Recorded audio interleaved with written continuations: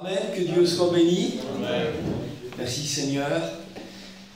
Que Dieu soit béni. Amen. Dieu n'est pas convenu dans le temps de la parole. On sent que sur le terrain, même si des fois on fait une petite pause d'1 heure pour être renouvelé, on sent, il dit qu'il entend autant à ses bien-aimés pendant leur sommeil. On sent que Dieu nous bénit. J'étais avec ma compagne tout à l'heure et elle m'expliquait le moment qu'elle avait avec les sœurs, vous, avec vous qui êtes là. Et puis, je sentais dans son cœur cette action de renouveau que Dieu est en train de faire au milieu d'elle. Que Dieu soit béni pour ces enfants que nous sommes donnés. On se réjouit, Dieu nous fait du bien, Dieu nous parle. Il y a de la joie pour la découverte de la vérité.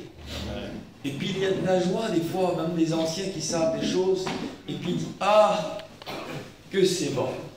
Mais pourtant tu sais frère, oui, bien sûr, les anciens le savent. Mais je me réjouis, disait l'ancien, il disait dans la parole Jean, de savoir que mes enfants marchent dans la vérité. On aime la vérité. Et même s'il y a des choses qu'on sait déjà, on est heureux de l'écouter. Que Dieu soit béni. Amen, merci Seigneur. Alors on va continuer, béni soit Dieu. Tout à l'heure, les frères, ils ont dit, ils disaient sur moi, repose-toi un petit peu, comme les frères, ils ont dit. Et puis, et j'étais là, et il y a un message, si vous voulez, qui a déplacé un autre message, c'est le message que je vais vous prêcher. Je n'ai pas vraiment, voilà, c'est la suite, ça continue. Mais on va laisser Dieu, que Dieu soit béni. Là, je vous dis ma petite expérience que je fais là, tout de suite, dans la prédication avec vous. C'est que je sens que, on l'a dit, hein, je sens que je dois lâcher le volant. C'est lui qui doit diriger tout. Bien sûr qu'il l'a fait ce matin, hier, il le fait, mais on veut le laisser contrôler tout. Je vous dis, cette expérience, après on prie le Seigneur, puis on rentre dans la parole de Dieu. C'était une sœur qui sentait que la Bible dit aspirer aux dons, surtout celui de prophétie. Et c'était une sœur qui sentait qu'elle avait reçu ce désir, elle sentait le désir, et elle le demandait, donc elle sentait qu'elle était sur le point de recevoir le don de prophétie. Et donc elle avait peur, et à un moment donné, dans une réunion comme ça, elle s'est sentie animée. Elle s'est sentie animée, et puis, vous savez, parfois, ceux qui sont expérimentés, ils donnent la prophétie comme ça. Et puis des fois, comme on ne sait pas trop, alors il y en a qui parlent un petit peu en langue, et puis l'auditoire s'arrête, et puis elle était là à un moment donné, et puis elle a été animée, elle recevait un mot, le mot que c'était dans son cœur, ça disait maintenant. Et elle a cru qu'en disant ce mot-là, elle allait prophétiser comme d'autres le faisaient. Là. Et puis elle a été bénie fort, alors les gens qui étaient autour d'elle, il y a eu un silence dans l'assemblée, et tout le monde s'attendait à la prophétie, et la prophétie est venue. Et la sœur, elle était là, elle était remplie, elle a élevé la voix et elle a dit maintenant. Et elle a croyé que la suite allait venir, mais pas de suite. Alors sa bénédiction, du feu, elle a passé à la glace. Elle a dit, j'étais charnelle. Elle a baissé la tête et elle a dit, qu'est-ce que j'ai fait? Elle n'attendait plus que le culte finisse de partir, que le culte se termine pour partir. Et puis elle était là, elle était vraiment mal à l'aise. Et puis à un moment donné, dès que les annonces sont finies, elle a pris la route, mais malheureusement, le pasteur était derrière elle. Sœur, elle s'est arrêtée comme ça. Oui, frère. Elle était convaincue qu'elle avait été charnelle. Et puis à un moment donné, le frère s'est approché d'elle, il dit, ma sœur, excuse-moi, c'est bien toi qui as donné la prophétie. Oui. Et il a dit, écoute, je vais t'expliquer. Alors elle était là, elle a pensé être reprise par le frère. Il a dit, écoute, voilà, je suis serviteur de Dieu, ça fait quelques années. Et ça fait maintenant plusieurs mois, voire quelques années, que le Seigneur m'appelle à rentrer dans un service particulier. Il voudrait que je devienne missionnaire. Et j'ai toujours dit non, j'ai toujours refusé. Et là, depuis quelques jours, c'est en train de tourner dans mon cœur. Et ce matin, j'étais en train de rouler, j'ai dit, Seigneur, d'accord, je vais devenir missionnaire, je vais accepter cet appel. Et quand il a dit ça, il a dit, mais Seigneur, et j'étais dans le culte et j'ai dit, d'accord, Seigneur, je suis prêt. Mais quand? Quand? Et il dit, toi, tu t'es levé et t'as dit maintenant, t'es raciste. Alors il dit, t'as été ma confirmation, j'accepte le service maintenant.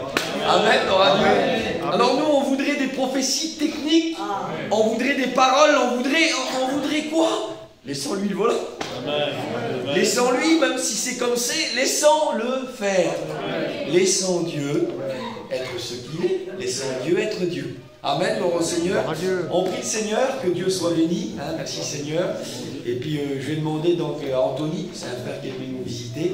Je Je voudrais qu'il puisse prier le Seigneur pour moi. On prie ensemble. Que Dieu soit béni. Que Dieu soit béni. Voilà, on reprend de tout à l'heure. On est dans le palais d'Akab. Élie aime tellement Dieu qu'il a pris position pour Dieu. Amen. Il a pris position pour Dieu. Il a été vers Akab. Il a dit, écoute, c'est pas vrai. Tu as pris à Dieu ce qui est à lui. Moi, je suis venu reprendre ce qui appartient à Dieu. C'est Dieu qui est le maître de la pluie. Et tu verras qu'il n'y aura pas de pluie. Tu auras beau prier Baal comme tu veux. Tu verras c'est qui le patron. Tu verras c'est qui le boss, comme ça on va dire. Tu verras que c'est l'Éternel des armées. Et puis Élie est là. Il repart. Le ciel devient de blanc. La famine commence. Il n'y aura plus de pluie.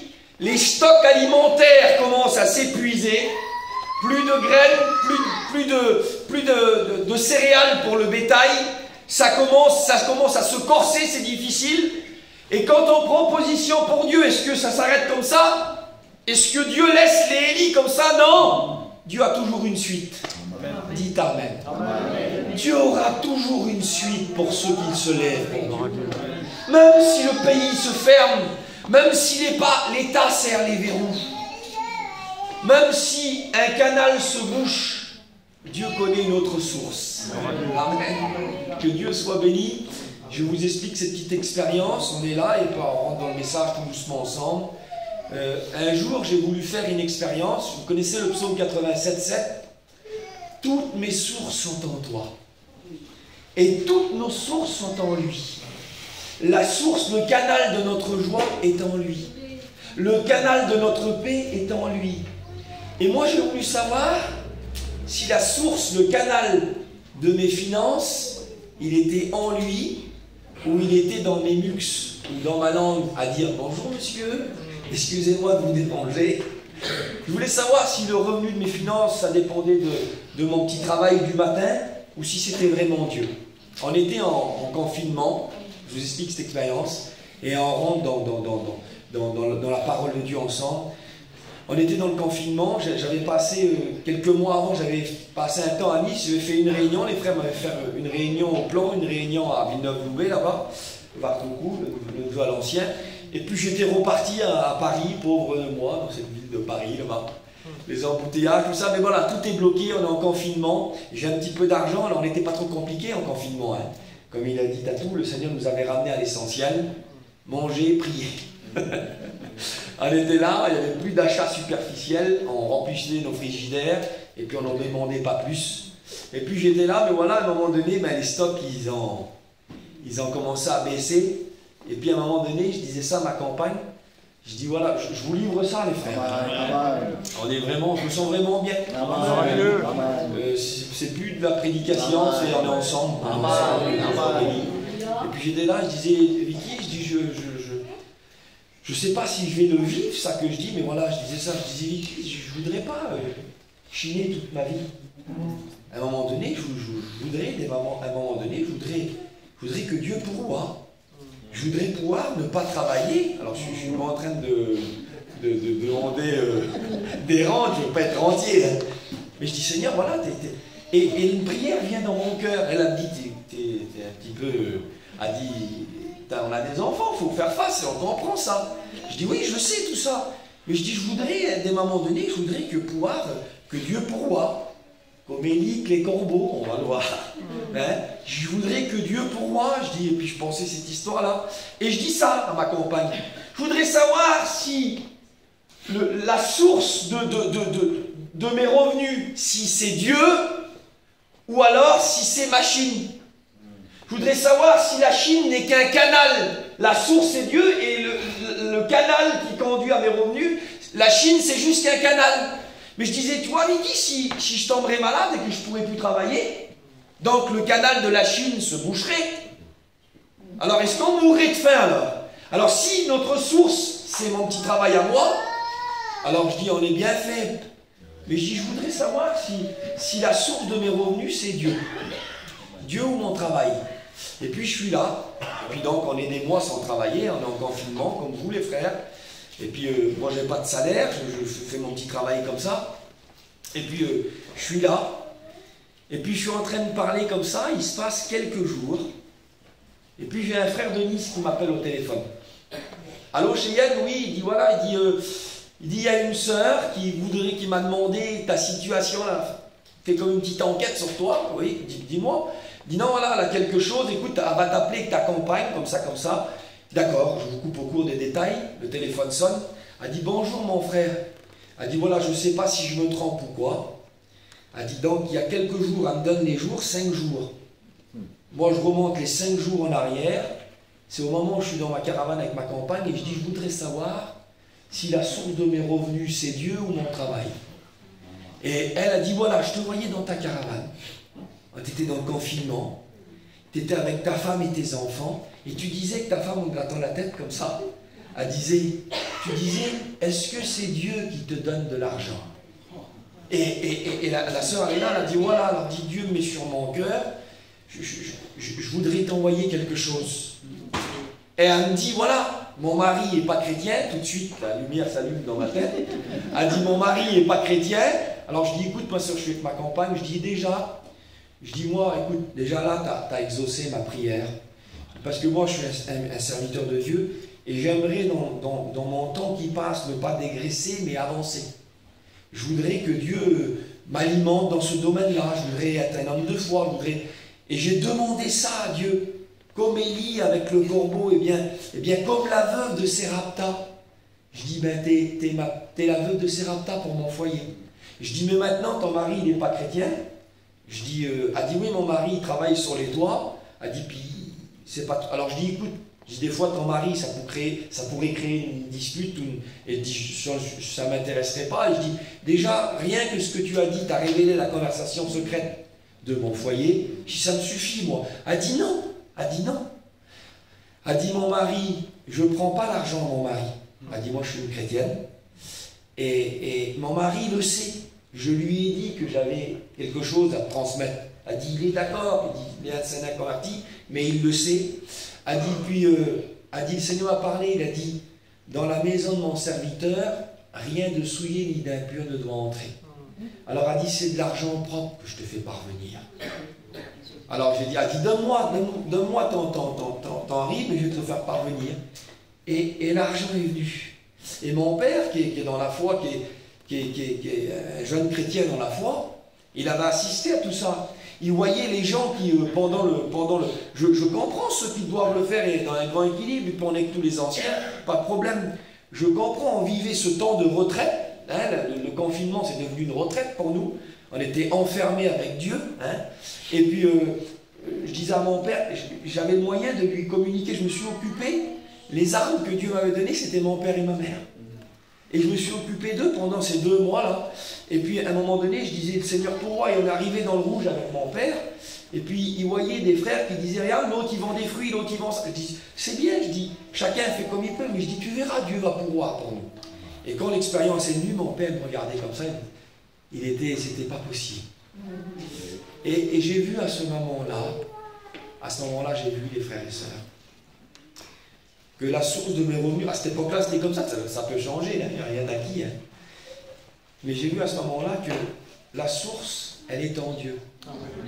Et si une source se bloque, pour Dieu, c'est pas grave. Si un canal est bloqué, il dit, tracasse-toi pas, j'ai des milliers de canaux. Moi, je suis la source, je ne suis pas capable de passer par un autre canal. Amen. Amen. Et on arrive à Élie. Élie est là, les canaux se bloquent de partout. Il n'y a plus de pluie. Toutes les petites réserves naturelles sont en train de se dessécher. Les puits commencent à arriver à la fin. Et puis il est là, Élie est là, tout est là. Mais la source d'Élie, c'est Dieu. Amen. Comme nous, frères et sœurs, n'oublions jamais que notre source, c'est Dieu. Amen. Et il est une source inaltérable. Elle ne se dessèche pas, la source de Dieu. Et puis Dieu parle, il part du palais d'Akab. Et quand on prend position pour Dieu, ben, qu'est-ce qui se passe tout de suite après? Dieu parle dans nos vies.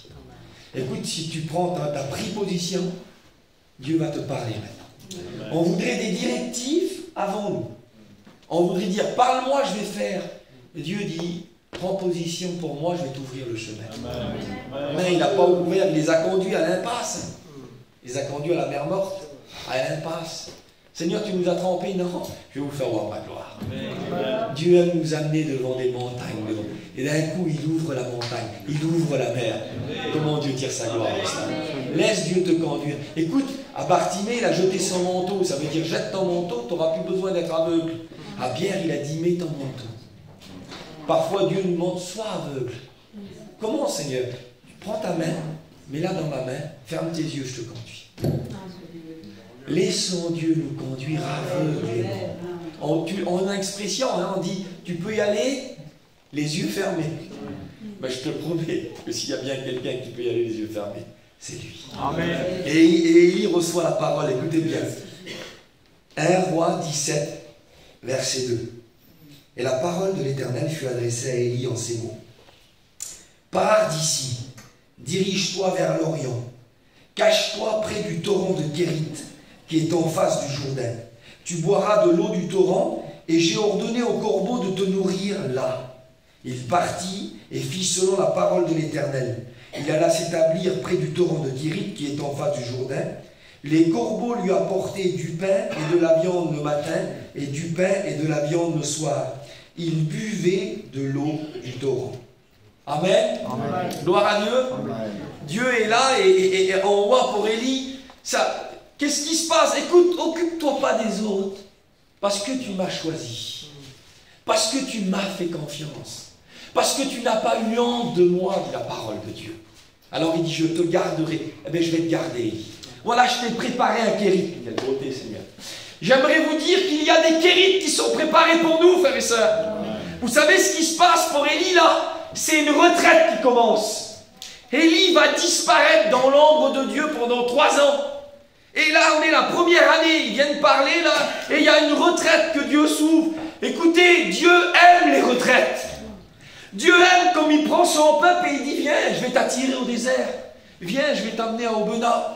Viens, il y a un séminaire qui est préparé pour l'église, mais ce n'est pas seulement que quelque chose de comme ça, c'est la volonté de Dieu. Quand on lit la Bible est parsemée de ça. Quand on lit Moïse, je veux voir ta gloire, cache-toi dans le rocher. Un creux du rocher, une petite retraite dans le rocher. Quand on voit les apôtres qui lui racontèrent tout, Marc 6,30, ils lui racontèrent tout. Jésus lui dit, allez, venez dans un lieu à l'écart. Dieu aime nous retirer. Il y a de la qualité, écoutez, il y a un silence qu'en ville, il n'y a pas. Écoutez, ici, on peut écouter des sons qu'on n'écoute pas à la ville. Que Dieu soit béni. C'est bon ça, frère et sœur, que c'est bon. Il dit, l'église, mon oreille, je voulais le citer hier, et puis l'ancien, il a dit un mot, puis ce que je voulais comprendre, c'est qu'il a donné une parole là-dessus. L'église, hein, pour parler comme ses disciples, et comme des disciples, il faut l'oreille du disciple. Et il dit qu'il l'aiguise chaque matin. Pourquoi le matin? C'est pas le matin à 9 h du matin, c'est très très tôt. Parce qu'il y a un silence, on sait qu'on peut écouter les murmures de Dieu. Vous savez, des fois, Dieu va comme ça, tout doucement. Et quand il a des mots comme ça, il murmure. Et en ville, on n'écoute pas le murmure. Alors il dit, viens, bon, c'est bon. Viens avec moi. Je vais t'amener, il dit. Il dit, mais je me souviens, on pensait, on en parlait avec les frères, on parlait de Bethléem. Ça a marqué David, à un moment donné, il a le goût de l'eau de Bethléem, dans le palais. Il dit, comme qui pourra me faire boire de l'eau de la citerne de Bethléem? Ce qu'a marqué David, c'est l'eau de son enfance. Je ne sais pas s'il allait avec sa mère prendre la cruche, là, on sait que ce n'est pas les hommes, par rapport à Jésus, vous verrez un homme portant une cruche, donc c'était le travail des femmes plutôt. Je ne sais pas si ce qu'il a marqué avec sa mère. Que Dieu soit béni pour les mamans qui nous marquent avec l'eau de Bethléem. Continue de marquer ta maison avec l'eau de Bethléem. Continue de marquer tes petits avec l'eau de Bethléem. N'apporte pas une eau étrangère. Garde l'eau de Dieu. Et puis il est là. Et puis on voit David a été marqué. Et Dieu, lui, il dit aussi qu'est-ce qu'il l'a marqué. On parle des souvenirs. Ah, je me rappelle de lui, je me rappelle de lui. Et puis d'un seul coup, Dieu dit dans Jérémie 2, il dit, je me souviens de toi quand tu étais jeune. Qu'est-ce que tu avais des beaux vêtements? Non, je me souviens de ton amour. Ce qui a marqué Dieu, c'est l'amour qu'on a pour lui. Il est partout parsemé, ce verset. Il est différemment traduit. Mais c'est un fil qui est cousu de la Genèse à l'Apocalypse. L'amour pour Dieu. Il dit, Dieu n'est pas injuste pour oublier l'amour que vous avez montré pour son nom. L'amour qu'on a eu pour lui. Il réserve des... On va le voir. Il y a une manne secrète pour ceux qui l'aiment. Ce n'est pas la manne du grand nombre, du grand public. Il y a quelque chose de caché que Dieu aime. Et Dieu aime ses retraites spirituelles avec nous. Dieu aime ses temps de mise à part. Il dit, je me souviens quand tu me suivais au désert, dans une terre inculte, il n'y avait rien. Imaginez toutes les petites jeunes filles qui vont à la ville, là. Et puis d'un seul coup, on en voit une qui se détache, ça c'est l'église. C'est la vraie. Elle part dans l'autre sens. Tu vas pas en ville, il y a un film au cinéma. Tu vas pas en ville, il y a une nouvelle boutique. Tu vas pas en ville, il y a les soldes. Non, je ne vais pas en ville. Pourquoi? Parce que regarde, celui que j'aime part au désert. Et je le suis. Que Dieu soit béni. Que Dieu soit béni. Amen. Le premier rendez-vous amoureux de Dieu avec nous, rappelez-vous, qui c'est qui nous a conduits? Au théâtre? Dans un palais? Non, il nous a amenés au désert. Pour nous apprendre à la fiancée. Regarde. Regarde autour de toi, il y a quoi? Rien. Au-dessus, rien. En bas, rien. Un scorpion, un serpent. Il y a des cailloux, il n'y a rien. Es-tu heureuse? Oui, je suis heureuse. Alors tu apprends que le bonheur, c'est d'être seul avec moi. Amen. Écoutez, la joie de l'épouse, c'est d'être avec l'époux. La joie, c'est ça. Et Dieu dit à Élie, puisque tu as été fidèle, puisque tu as pris position, puisque tous se sont détournés, puisque les Akab, les Jéroboam sont venus, mais toi tu t'es levé pour moi, alors je t'ai préparé un Kérit. Alors je t'ai préparé un endroit où l'eau coule abondamment. Alors que les autres sont en train de se dessécher. Élie boit à satiété. Quelle beauté, frères et sœurs. Et puis il y a des livraisons spéciales. Il y a des livraisons spéciales le matin et le soir. Certains se contentent d'un peu de pain. La Bible dit que Élie nourrit de la viande par les corbeaux aussi. Il y a le matin, le soir. Écoutez, Élie est là, c'est un juif. Les corbeaux ne sont pas les animaux purs. On est là, puis on se dit, Seigneur, je ne peux pas être nourri par ça. Oui, mais Dieu est le maître, on l'a écouté. C'est lui qui a les clés. Et s'il décide de rendre pur un corbeau pour nourrir son prophète, il est le maître. Écoutez, on voudrait nous être nourris dans le secret, mais on voudrait choisir notre menu. On est rendu à dire bientôt, ah non, non, non, non, c'est lui qui fait? D'accord, je viens. Alors, on est bientôt à choisir notre menu. Écoutez, Dieu est capable de nous laisser mourir de faim. Je vous promets que Dieu est capable de me laisser mourir de faim. Dieu dit, tu veux tenir tête? Croyez-vous qu'entre eux, vous avez vu quand l'arche a été portée comme les païens, quand ils ont voulu du light, on le disait hier, oh c'est lourd sur les épaules. Tiens, regarde, ils font comme ça, faisant comme eux. Vous avez vu l'arche tomber? On a vu Écusa, vous la connaissez l'histoire. Dieu dit, moi je préfère que l'arche attende. Je préfère que perdre l'arche. Je ne fléchirai pas, c'est pas à moi de fléchir. Amen. Écoutez, le temple, on en parlait avec les frères. T'as vu les belles pierres? Dieu ne fait plus de cas. Il n'y a plus rien qui se passe au temple. Quand Jean le Baptiste a venu, il aurait dû être, on l'a dit, je l'ai dit ces jours-ci dans un autre endroit. Je ne sais plus ce que j'ai dit, je crois que je l'avais dit ici. Jean-Baptiste aurait dû être un vase du temple par rapport à la naissance de son père, la succession, un lévite, sacrificateur. Mais Dieu l'a déplacé, il a dit non, tu ne seras pas un vase du temple. Tu vas être une voix dans le désert. Amen. Seigneur, pourquoi? Parce que le temple, j'y suis plus. Amen. Dieu a choisi une salle en plein air. Amen. Et tout Israël venait au désert. Amen. Écoutez, Dieu n'est pas pris par un local. Amen. Dieu n'est pas pris par rien. Il dit, Élie, écoute, tu vas vivre, mais tu vas vivre selon ma règle, selon mes critères. Je t'emmène des corbeaux, oui, plie-toi. Job dit, j'ai fait plier ma volonté aux paroles de ta bouche. Amen. Écoutez, on doit se plier. Tu veux te nourrir? Alors lâche le menu. Tu veux te nourrir? Alors lâche le volant. Tu veux te nourrir? Alors donne-lui les clés. Laisse-le être le maître. Laisse-le faire la cuisine. Laisse-le t'apporter son plat. Arrête de choisir. Laisse-le faire. Que Dieu soit béni. Amen. Et puis Élie est là. Il arrive à Kérit. Et Kérit, j'ai marqué ça, moi. Donc un lieu de vie. Un lieu de retraite. Que Dieu soit béni. Écoutez bien ce qu'il dit. J'ai marqué le proverbe 27, il dit ça. Il tient en réserve le salut pour les hommes droits. Un bouclier pour ceux qui marchent dans l'intégrité.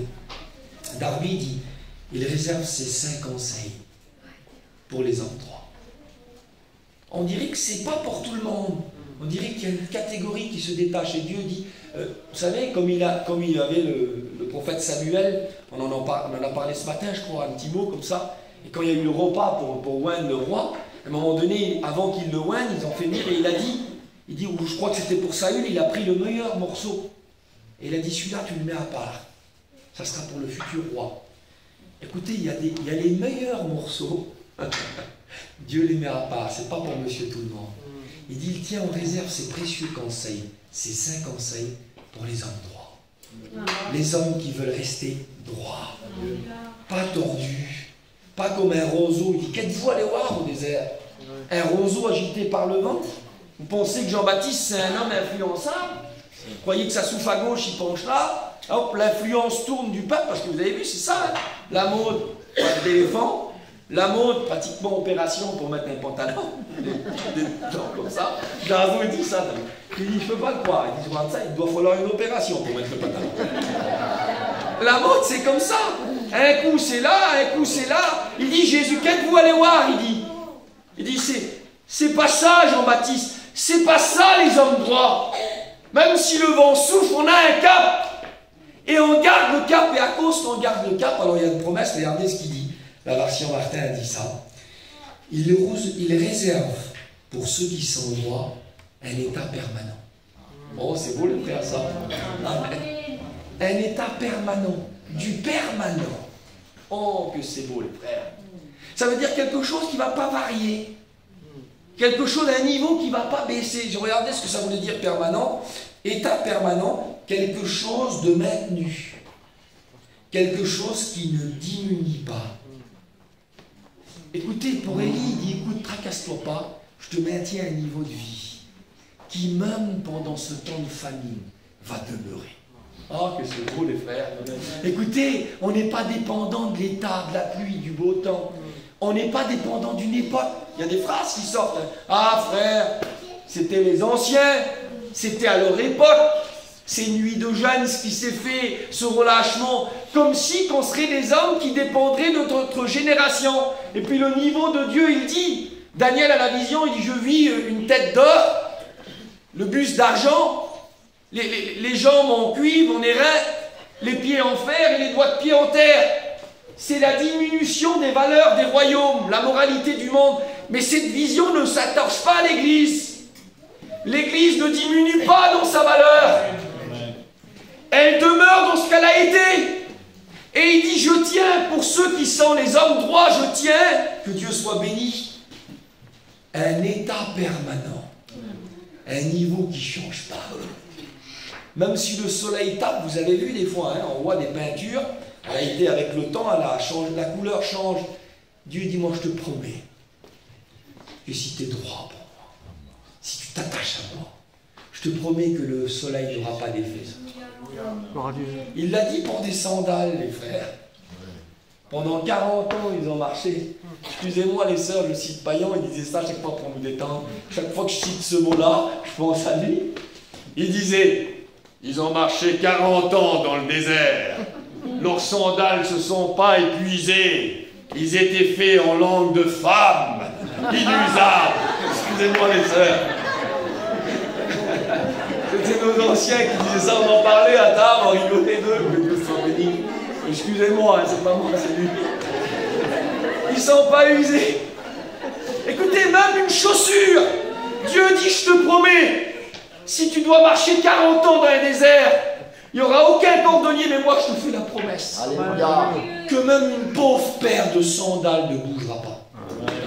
Écoutez, on ne bouge pas.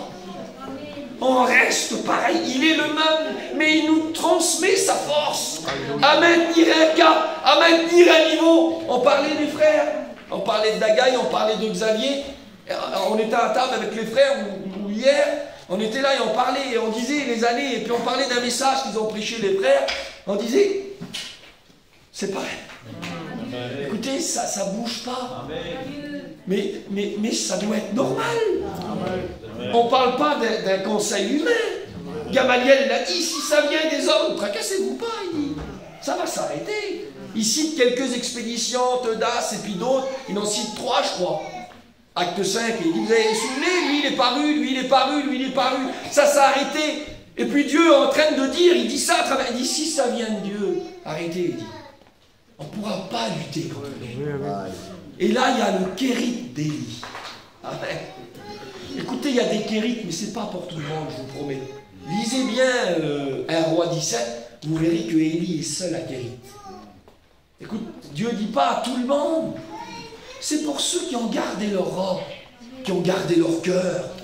C'est pour ceux qui ont préféré perdre. Oui, je perds mon royaume pour garder Dieu. On se souvient de Jéroboam. Oui, moi je lâche mon petit royaume. Je lâche ma petite vie, frère. Pourquoi? Parce que je veux pas de. Je veux saisir Dieu avec mes deux mains. J'ai besoin que ma main soit vide parce que je tiens à Dieu d'une main, mais c'est pas assez. Je veux mes deux mains. Je veux les mains de mon cœur, les mains de mon esprit, de toute mon âme. Je veux saisir Dieu. Et Dieu dit alors pour toi, pour ceux-là, j'ai un kérit, que Dieu soit béni. Et le kérit, c'est ça, hein, regardez, on avance ensemble, il dit, cache-toi près du torrent. Et on sait que le mot cacher, cache-toi, ça veut dire le lieu secret. Amen. Dites Amen. Amen. C'est le lieu secret. Et le torrent, ça représente la prière dans la parole. Dieu dit, voilà, j'ai pour toi maintenant quelque chose. Quelle œuvre on va faire? Tu vas faire la plus grande des œuvres. Par rapport à la prière, un homme disait, si l'inactivité active, c'est le plus grand travail que nous pouvons faire. Les vrais engendrements spirituels sont nés dans la prière. Un homme disait, ils sont nés dans l'agonie de la prière. Écoutez, c'est tellement devenu, on a tellement été habitués au fast-food, à la nourriture rapide, au drive, que bientôt notre vie de prière devient du drive. On est tellement vite, on passe dans le lieu, on n'a même plus le temps. Vous allez déjà arriver à la porte, à un moment donné, on rouvre la porte, on parle devant le palier. Ça va, William? Bon, écoute, je pars, je te vois. Oui, chez Yann, allez, un échange comme ça. Vous croyez que Dieu va livrer ses secrets à ces gens-là? Croyez que moi, je vais dire, j'ai un grand problème, il est devant mon palier, lui, là. Je te vis, je te lâche plus maintenant. Il est là devant moi, et puis il me dit, je vois qu'il part. Il prie pas, il part. Mais je vais le laisser partir. Je vous promets. Dieu a dit, quand tu rentres, ferme la porte. Amen. On n'est pas pressé, moi et toi. Je vais te livrer mon cœur. Tu vas me livrer ton cœur. On n'est pas pressé. Maintenant, si tu ne veux pas fermer la porte, tu fais comme tu veux. Hein. Mais je vous promets que le lieu secret, Élie dit rentre. Vous savez, pendant combien de temps il le tient à Kérit? 2 ans. 2 fois 365 jours. 2 ans il passe à Kérit. Il est là pendant la famine a dur c'est dans l'épître de Jacques, il dit 3 ans et demi. Il est là et il passe, il sort du palais d'Akab, il dit viens. Il semblerait que c'est terrible, Seigneur, qu'est-ce qui se passe, Seigneur? Oui, dans le lieu secret, il y a un enseignement. Dieu est en train de livrer son cœur. Écoutez, je parlais du psaume avec les frères quand on a mangé hier à table. On parlait du psaume 25, verset 14. L'amitié de l'Éternel est pour ceux qui le craignent. L'amitié de l'Éternel est pour ceux qui se craignent. Aujourd'hui, il y a des gens qui veulent mettre tout le monde pareil. Écoutez, il y en a qui veulent faire un grand sac et mettre tous les chrétiens au même rang. Prendre tous les pasteurs et les mettre au même rang. Sur le billet de l'amour, par l'amour, on enlève la vérité et par l'amour, on dit oh, t'es un chrétien, t'es un pasteur, t'es pasteur d'une église, je suis pasteur d'une église, et tout le monde au même rang. C'est faux! C'est pas la vérité! C'est pas ce que dit la Bible! Jamais Dieu n'a enseigné ça! Regardez, désormais la couronne de justice m'est réservée, dit Paul. Le juste juge me la donnera non seulement à moi, mais à tous ceux qui auront été chrétiens. C'est ça les lecteurs? Non, c'est pas ça. C'est pas à tous les chrétiens, c'est à tous ceux qui auront aimé son avènement. L'avènement, c'est le mariage. Vous croyez réellement que Dieu va se marier avec quelqu'un qui ne l'aime pas? Excusez-moi, d'un grand respect. Il y a des fiançailles, allez, des jeunes qui sont là, et puis la date du mariage arrive, et puis la jeune fille, elle repousse le mariage.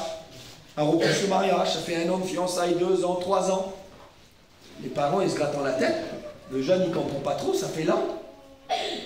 Puis à un moment donné, comme on fait la petite enquête, on s'aperçoit que, excusez-moi, que madame la fiancée, elle est là, mais elle regarde un petit peu à droite, elle regarde un petit peu à gauche. Et quand la nouvelle vient, que ça devient officiel, que le père, il dit, viens voir mon fils. Tu vois la fille là, elle t'aime pas. Et que le fils s'en aperçoit. Je vous promets que c'est toute la famille qui se lève contre ce mariage. Mon fils, il dit même qu'elle a toutes les qualités. C'est pas par les qualités qu'on va partir, les frères.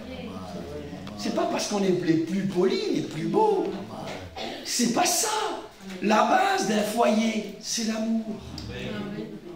Et si nous, on est capable d'annuler un mariage parce qu'on se rend compte que la fille en question, elle a un cœur entre deux, si nous, les hommes, on est capable de l'annuler, vous croyez qu'on va forcer Dieu à prendre une fille qu'il n'aime pas? Vous croyez que Dieu va prendre une épouse qui ne l'aime pas? Une épouse qui vit autre chose avec le monde? Un double cœur là? Officiellement, je suis avec toi, Seigneur. Mais officieusement, mon cœur me conduit vers le monde.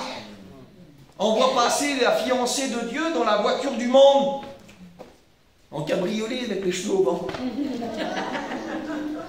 Et puis elle est là, et puis on la voit. Le père a arrêté, écoute, c'est pas celle qu'il te faut.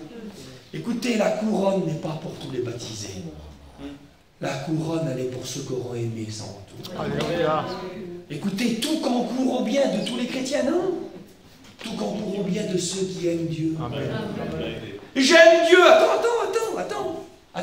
C'est la Bible, le filtre. Attends, on prend le filtre. Jean 14, verset 23. Jésus dit, quelqu'un qui l'aime, je vais te dire, moi, qui c'est qui m'aime. On a chacun notre définition de l'amour, les frères. Ben, moi, j'aime bien William. William, il m'aime bien parce que je vois, il m'a donné une chemise. Il m'a fait ça. Je te lance pas un appel. Et on voit, ben l'autre, oui, non, c'est pas ça. Ben, l'autre, il m'a dépanné. Et chacun, on a notre définition à nous de l'amour. Ben, tu vois, mon frère, toi, il est venu te voir, il t'a donné un cadeau. Oui, ben, pour moi, c'est pas ça. Tu vois, quand j'étais dans le deuil, il a mis noir, c'est ça l'amour. Et chacun a sa définition. Et Dieu a la sienne aussi. Et lui, il dit, attends. Tout concourt au bien de ceux qui aiment Dieu. Attends, tu dis que t'aimes. Je vais te faire voir. Si quelqu'un m'aime, il gardera ma parole. Oui, il y en a qui ne la gardent pas. Alors, il dit, écoute, je vais refermer la parenthèse parce qu'il y en a qui pourraient dire, oui, alors je dis, je vais au bout. Et si quelqu'un ne m'aime pas, il ne gardera pas ma parole. À faire plier, Dieu se réserve le droit de dire ceux qui les aiment. Et ceux qui les aiment, c'est par rapport à la parole qu'on voit l'attitude. C'est par rapport à la parole qu'on voit l'amour. Et puis donc, on va voir ces choses-là. Donc Dieu est là, on voit. Tout concourt bien de ceux qui aiment Dieu. La couronne est pour ceux qui attendent qu'aiment Dieu. Et l'amitié de Dieu est pour ceux qui le craignent. Et le mot amitié, les frères, j'ai regardé dans l'hébreu ce que ça veut dire. Il y en a peut-être 17 ou 18 des définitions. Et je vous en donne quelques-unes. Et puis on va avancer, que Dieu soit béni. L'amitié de Dieu en hébreu, ça veut dire, il y en a plein, ça veut dire un conseil secret. Ça veut dire que Dieu a des conseils, une réunion secrète. Ça veut dire que ce n'est pas la réunion publique. Dieu regarde certains gens. Vous savez, David, c'est une image de ça. David avait l'armée d'Israël avec lui, et tous les soldats étaient informés en temps et en heure. Mais dans l'armée, David s'est sélectionné 33 hommes. Sur les milliers, les myriades de Juda et d'Israël, il s'en a sélectionné 33. Et la Bible dit qu'il les a mis dans son conseil secret. Ça veut dire que pendant que les autres soldats dormaient en attendant la nouvelle du jour, ces 33 étaient convoqués la veille pendant la nuit. Ils disaient, venez, on a une réunion secrète avec David. On a une réunion secrète avec le roi. Écoutez, il existe des réunions secrètes avec Dieu. Il existe des conseils que le grand public ne sait pas. Il existe des choses que la masse ne sait pas. David a sélectionné. Regardez Jésus. Jésus avait 70 disciples. Mais parmi les 70, il y en a 12 qu'il a détachés. Les 12, il les avait H24 avec lui. Il avait les 12 pour les avoir tout le temps avec lui. Et l'amitié de l'Éternel est pour ceux qui le craignent. Ceux qui ont cet amour pour Dieu. Écoutez les frères, je vous partage une expérience. Que Dieu soit béni. Amen. Je vous partage une petite expérience. J'étais jeune. Et mon père, on avait un rapport. Mon père n'était pas chrétien. Mais c'était cash le rapport que j'avais avec mon père. Et puis toujours, je voyais des fois des petits copains, ils passaient par la mer. Parce qu'ils savaient le refus du père, alors ils passaient par la mer. Et moi non, mon père me disait oui, il me disait non. mais il m'avait accordé une grande confiance que certains de mes amis, ils n'avaient pas. Et à cause de cette confiance-là, ça m'a poussé à garder une ligne de conduite. Parce que je disais, mon père m'a accordé une confiance. C'était comme ça dans moi. Et puis un coup, j'ai été, par l'influence d'autres jeunes, je me suis mis à faire des choses que les jeunes y font et qui n'est pas bien, qui n'est pas la gloire de Dieu. Et puis quand j'ai fait ces choses, j'ai fait quelques fois, 5-6 fois peut-être. Et puis j'étais en train de prendre ces choses qui n'étaient pas la gloire de Dieu. J'étais pas chrétien, bien sûr. Et puis à un moment donné, je chantais que quand je le faisais, il y avait quelque chose qui se cassait dans moi, les frères et sœurs. Et à un moment donné, c'était un mariage, mais je n'étais pas chrétien, on était dans un mariage, il était peut-être 8 h du matin, on est rentré du mariage. On était dans une chambre d'hôtel avec des garçons, on n'était tous pas chrétiens, on avait bu toute la nuit. Et puis, respect que je vous dois, bien sûr. Et puis quand cette chose est revenue vers moi, là, ça faisait le tour comme ça des copains, là, et j'ai eu honte des garçons. J'ai eu honte de dire, non, j'en veux pas les frères. Je n'ai pas dit les frères, je n'ai pas les frères. J'ai dit non, je ne veux pas les copains. Et quand c'est venu vers moi, il y avait dans la balance, il y avait la honte des copains. Mais de l'autre côté de la balance, il y avait mon rapport avec le Père. Et j'ai dit, Seigneur, si mon Père apprendrait ça, je ne pourrais plus le regarder dans les yeux. Alors, quand c'est fait ça, vous savez, ça a pesé plus lourd. Alors, j'ai dit aux garçons, j'ai dit, non, ils sont moqués de moi. Ce que t'as, t'es fou. Et j'ai eu honte. Et la honte, elle a duré le temps que... Après, ça l'a passé, ils ont arrêté d'insister. J'ai eu honte, mais la honte, tout de suite, elle a laissé la place à la joie. Quelle joie que j'avais de pouvoir aller vers mon Père, de pouvoir rentrer dans la maison, de ne pas avoir à baisser la tête, que Dieu soit béni. Eh bien, la crainte de l'Éternel, c'est un petit peu ça. C'est ce sentiment-là. Et quand Dieu voit de ses enfants qui disent « Fais-le !» Mais fais-le, tous les chrétiens d'aujourd'hui le font. Mais dis-le, c'est rien ça. Fais-la, ces petites signature-là. Mais quand tout le monde le fait, que Dieu voit que dans ton cœur, tu n'as pas envie de le faire parce que tu n'as pas envie de le trahir. Tu as peur de le perdre. Amen. Vous savez que le péché, c'est un ciseau, il coupe notre communion avec Dieu. Mais si on a une repentance instantanée avec un délaissement, alors la communion se rétablit. Mais il y a des gens qui disent, moi j'ai pas envie que ça soit rétabli, je veux que ça ne soit pas coupé du tout. Et quand le cœur est là, alors Dieu voit, maman tu me crains comme ça, tu as cet amour pour moi, écoute, dis-le à personne, l'amitié de l'Éternel est pour ceux qui le craignent. Écoute, j'ai une réunion secrète. Je te l'avais jamais dit, mais tu es rentré dans une nouvelle dimension. Tu as un cœur pour moi. Je te convoque. Et Jésus prend les 12. Mais après, dans les 12, écoutez, pour ceux qui ont faim et soif de Dieu, il existe toujours plus loin. Et il y a toujours plus loin que Dieu soit béni. Alors, dans les 12, à un moment donné, il en appelle 3. Encore un détachement. Pierre, Jacques et Jean. Il en appelle 3. Il les emmène sur la montagne. Ils sont là, ils vont voir ce que les autres n'ont pas vu.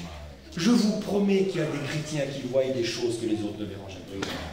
Prenez-le comme vous voulez, ce que vous dites. C'est la vérité. Je vous promets, mais ce n'est pas le berger qui fait le choix, c'est la brebis. Tu peux le vivre. Dans le rendez-vous secret, ton nom est inscrit. Il a prévu que tu y rentres. Il a prévu que tu rentres dans son conseil. Il dit, le mot c'est un cercle familial, l'amitié de l'Éternel, comme un cercle familial. Vous avez vu, vous êtes en famille. Moi, je suis convaincu que si moi j'arrive, on est des amis, on est là. J'espère que bientôt, on sera de la famille. Et je suis convaincu, ça vous est déjà arrivé. Hier, on était à table. Et puis, il y avait cette petite serveuse, vous l'avez tous vu, là. Quelle zèle qu'elle a. Vous avez bien mangé? Elle a un zèle terrible, c'est bon. Et vous avez vu, la petite serveuse, elle est arrivée là. Et moi, je suis en train de parler avec les frères. On était là, avec Tatou, on parlait, c'était bon. Ah, mais vous avez bien mangé? On va pas s'arrêter. Quand il y a le cercle famille, quand il y a un étranger qui arrive, écoutez, des fois Dieu fait chute quand certains arrivent.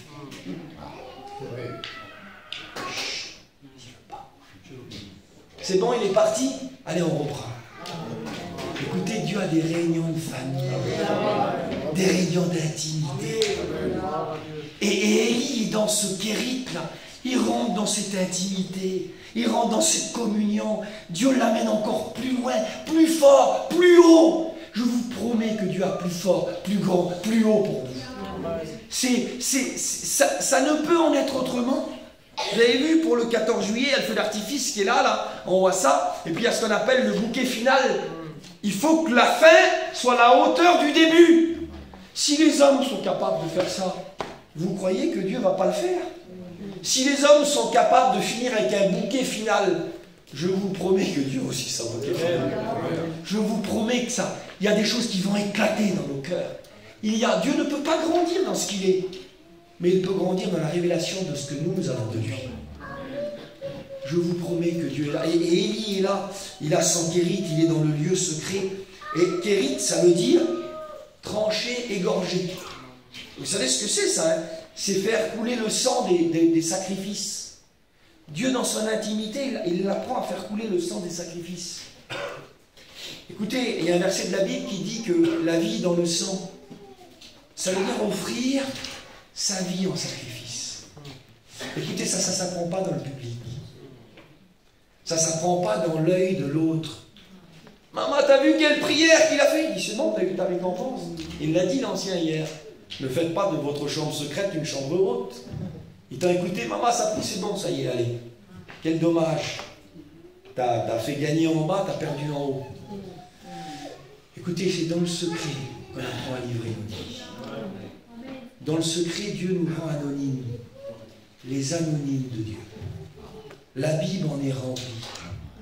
Vous savez, pour Jéroboam, la Bible dit qu'un homme de Dieu vint de Juda. Il n'a pas de nom. Écoutez, les vrais hommes de Dieu n'ont pas de nom. C'est dans le secret que Dieu nous apprend à perdre notre nom. On perd notre nom à nous pour en trouver un autre. Nous sommes les porteurs du nom de Dieu. Il dit, fais attention à l'ange, mon nom est en lui. Que Dieu soit béni. Et il l'apprend à livrer, à offrir sa vie en sacrifice. Quelle valeur. Ça dure 2 ans. Vous ne voyez pas l'importance que Dieu prend. Il dit, Seigneur, je voudrais aller ailleurs. Non, il faut ça compte pour Dieu. Dieu veut qu'on apprenne à livrer nos vies. Et il livre sa vie, mais il n'y a personne qui mourra, Seigneur. Moi, je voudrais livrer ma vie devant tout le monde. Non, il dit, c'est là qu'elle a de la valeur. Je suis le seul spectateur. Écoute, Dieu veut être le seul à voir l'histoire de ta vie. Tout ce qu'il y a de secret, Dieu nous enseigne, que Dieu soit béni. Et puis on avance, que Dieu soit béni. On avance. Et puis à un moment donné, donc Élie est là, les années passent et regardez. Mais au bout d'un certain temps, le torrent fut à sec, car il n'avait pas tombé de pluie dans le pays. Seigneur, moi je vous ai dit je vous ai dit ce petit mot, hein, Martin, il les réserve pour ceux qui sont en droit à un état permanent. Je ne comprends pas, Seigneur. Tu avais promis que c'était de la permanence. C'était du constant. Et puis le torrent se dessèche. Et puis c'est terrible. Et là, il dit comment là? Écoutez, Dieu contrôle tout. Il contrôle le niveau du torrent. Le torrent, il est là. C'est comme si il demande à Dieu, je vis encore, oui. Je te dirai quand tu devras t'assécher. Je te dirai quand tu devras mourir. Écoutez, Dieu contrôle tout, les filets de la pêche. Quand il ne veut pas que ça craque, il ramène les 153 gros poissons. Quand il veut que ça craque, parce qu'il veut que ça vienne les autres, il fait. Il contrôle les barques qui s'enfoncent. Il contrôle un petit poisson grand comme ça, on l'appelle le stépiage, qui a la bouche, la drage dans la bouche, on a parlé avec les anciens devant. Mais il contrôle les gros poissons qui sont capables d'avaler des hommes. Dieu contrôle tout et contrôle le torrent. Et les 2 ans s'écoulent et il dit, ça y est. Écoutez bien, moi j'ai marqué ça. C'est vraiment une école de foi que Dieu donne à Élie. Il n'y a plus d'eau. Il n'y a plus d'eau, Seigneur. Peut-être Élie, il se tourne, il n'y a plus d'eau. Dieu dit, ok. Alors tracasse-toi pas. Kérit se finit, j'ai un sarabta pour toi.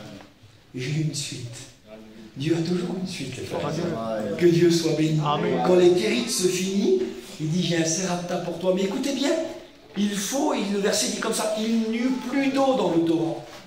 Il faut que le kérit soit fini. Écoutez, des fois on est là et on voudrait aller tellement vite qu'on ne prend pas la leçon. On ne va pas au bout des choses. On n'a même pas fini un kérit qu'on voudrait entrer dans un sarapta. Et Dieu dit non, il dit il faut que tu ailles au bout. L'école de Dieu pour Élie, c'est Dieu veut l'amener au bout. Allons au bout des choses. Allons au bout, car c'est en allant au bout que la deuxième porte s'ouvre. Que Dieu soit béni. Amen. Dieu apprend à Élie à aller jusqu'au bout. Il dit, je ne te dévoilerai pas Sarepta avant que Kérit soit fini. Écoute, tracasse-toi pas. Laisse-te faire. Ne sois pas. Il dit, quand vous êtes dans la fournaise de l'épreuve, il dit, l'épreuve, votre foi plus précieuse que l'or, produit la patience. Mais il faut que la patience accomplisse parfaitement son œuvre. Écoute, Dieu dit, je sais que tu souffres. Je sais peut-être que ton Kérit te pèse. Je sais que cette solitude dans l'épreuve. Je sais que cette porte, je sais que cet exaucement qui n'est pas encore venu te pèse. Mais il ne te tracasse pas, je suis en train de te former. Tu es l'argile, je suis sur le tour. Je te forme de mes mains. Je suis en train de te former. Et puis donc, Élie voit et l'emmène plus loin. Écoutez bien. Alors la parole de l'Éternel lui fut adressée en ces mots. Lève-toi, va à Sarepta, qui appartient à Sidon. Tatou, il voulait que j'en parle, je ne pourrai pas en parler, mais là on se retrouve quand même un petit bout d'elle. Sidon, c'est le territoire de Jézabel. Seigneur, tu ne vas pas m'envoyer en territoire ennemi quand même. Tu m'envoies dans la gueule du lion. C'est elle avec son mari qui veulent me tuer. Ils sont en train de me chercher, ils veulent me tuer. Et tu m'envoies vers eux. Écoutez, tracasse-toi pas, la gueule des lions, il a fait. Avec Daniel, il l'a fait. Écoutez, Dieu peut nous emmener dans des endroits, pas cette réunion-là, pas ça. Écoutez, nous on dit non, nous on regarde là, et Dieu est capable de nous emmener à droite. Pas ici, ici. On l'a vu comme on a commencé la mission, on a dit c'est beau. Jacob, Joseph, pas comme ça, Père, pas comme ça. Si, mon fils. Laissant la main du Père se poser comme elle veut. Allez, va, Sarepta. Et puis il arrive maintenant au territoire ennemi, on lit la parole ensemble, qui appartient à Sidon et demeure là. Voici, j'ai ordonné à une femme veuve de te nourrir. À une veuve en plus. Dans le territoire ennemi, et en plus une veuve. Et en plus elle a un petit garçon. Il se leva et il alla à Sarepta. Comme il arrivait à l'entrée de la ville, voici, il y avait une femme veuve qui ramassait du bois. Il l'appela et dit, va me chercher, je te ferai un peu d'eau dans un vase, afin que je boive. Elle alla en chercher. Il l'appela de nouveau et dit, apporte-moi, je te prie un morceau de pain dans ta main. Et elle répondit, l'Éternel ton Dieu est vivant. Je n'ai rien de cuit. Je n'ai qu'une poignée de farine dans un pot et un peu d'huile dans une cruche. Voici, je ramasse 2 morceaux de bois, puis je rentrerai, je préparerai cela pour moi et pour mon fils.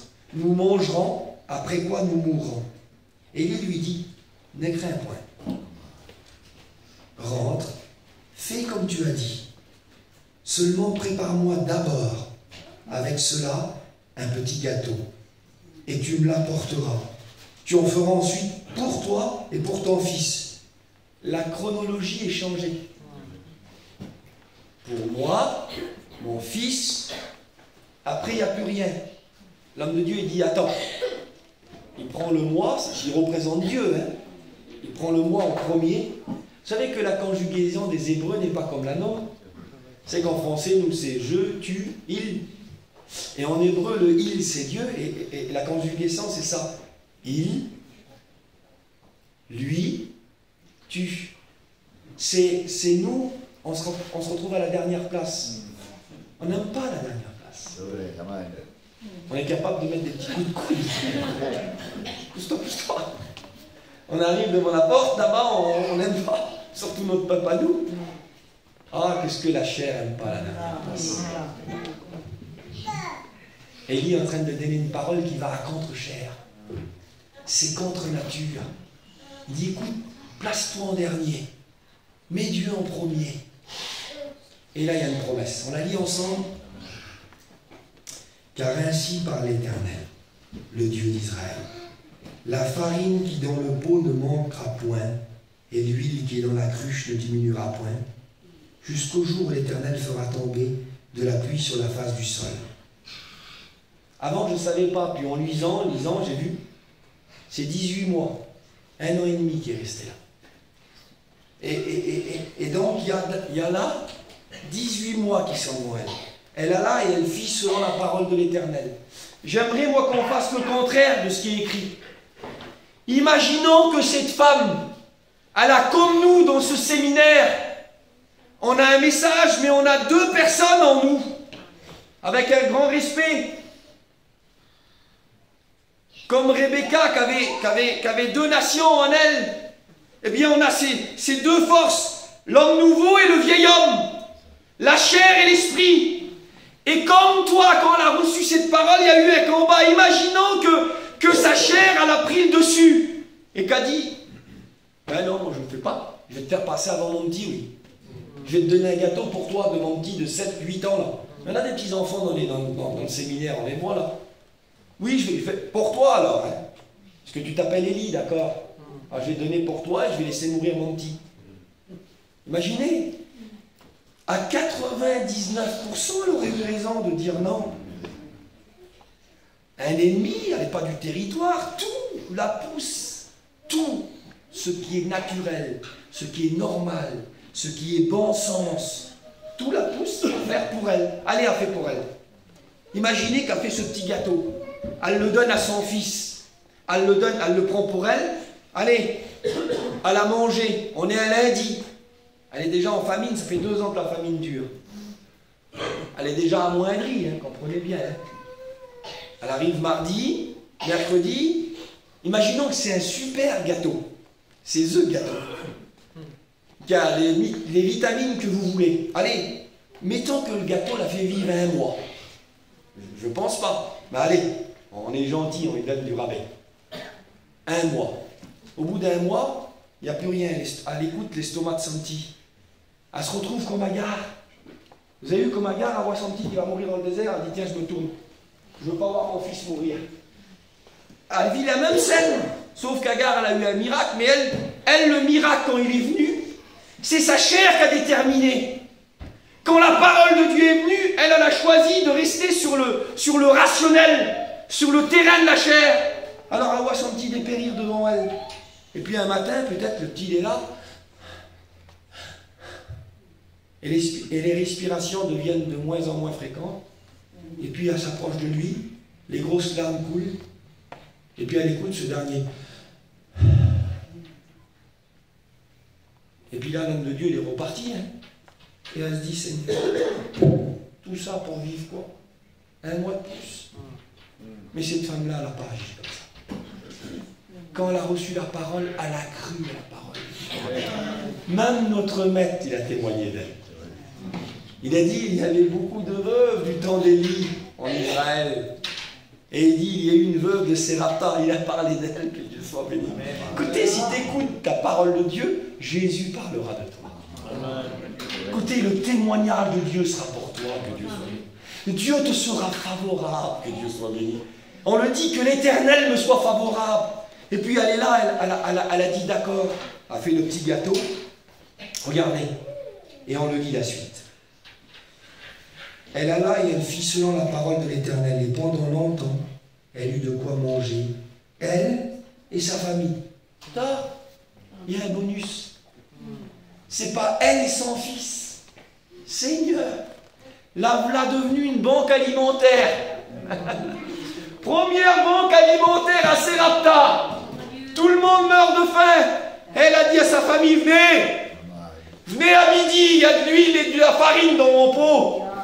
Venez le soir, a fait la farine, a vide l'huile, regarde, il y en a toujours, il y en a toujours, il y en a toujours. Écoutez, il y en aura toujours pour ceux qui écoutent Dieu. Il y en aura encore et encore et encore et encore, jusqu'au moment où ça va s'arrêter, parce que ça va s'arrêter. Jésus a dit, je serai avec vous tous les jours, jusqu'à la fin du monde. Seigneur, c'est Jimmy qui disait ça. Seigneur, jusqu'à un jour, tu ne seras plus avec nous alors. Et le Seigneur répond, oui, un jour, je serai plus avec vous. ça sera vous qui sera avec moi. Amen. Quelle beauté! Amen.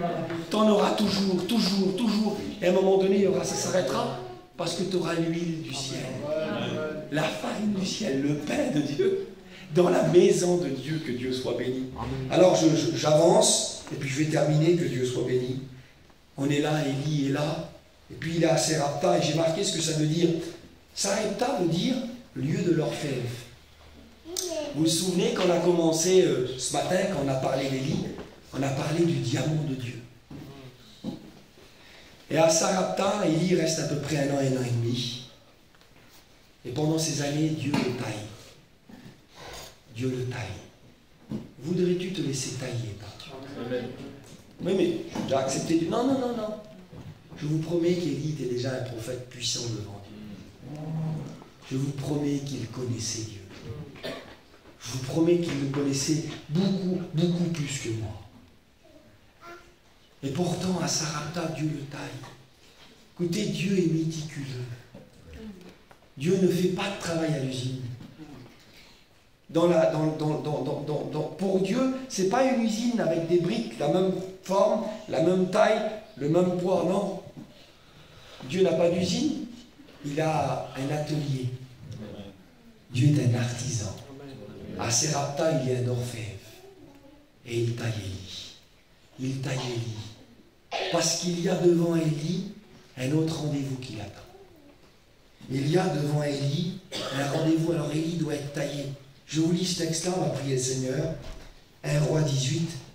Bien des jours s'écoulèrent, et la parole de l'Éternel fut adressée à Élie dans la 3e année. Et ça a cause à Jacques qu'on sait, 3 ans et demi donc. Va te présenter devant Akab. Il y a un nouveau rendez-vous qui l'attend. Il y a quelque chose de nouveau. Dieu le taille parce que dans quelques mois, là, on devance, là, mais il y a un rendez-vous qu'attend Élie, que Dieu soit béni. Alors ce rendez-vous, on le ferme, on le reprend ce soir, le rendez-vous. Amen. Amen.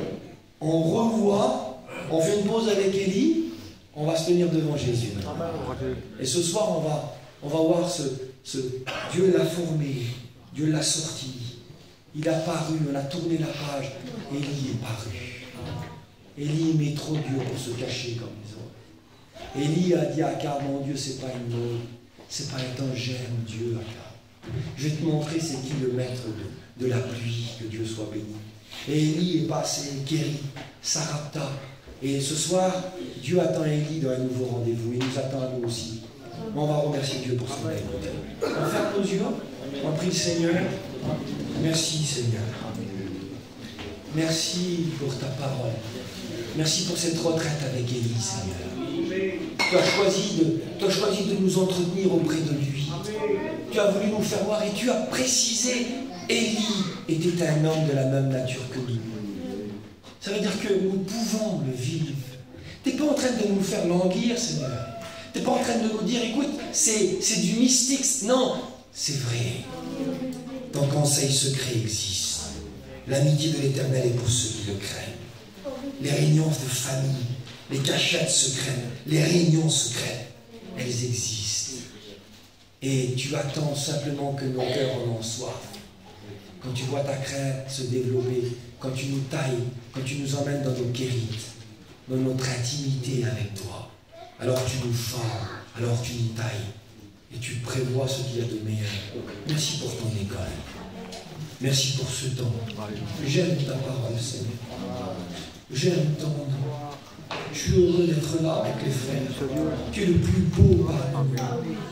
Tu es le potier d'Élie. Tu es notre potier. Forme-nous, Seigneur. Nous ne voulons pas nous dérober à ton école. Nous ne voulons pas faire l'école buissonnière. On ne veut pas louper la classe. On te répond présent. Je suis là, Seigneur. Je suis là. Tu m'attends à Kérit, je vais à Kérit. Tu as un Sarepta, pour moi j'y vais, Seigneur. Je veux être là où tu veux que je sois. Je veux être avec toi. Que Dieu vous bénisse. Prions, Seigneur.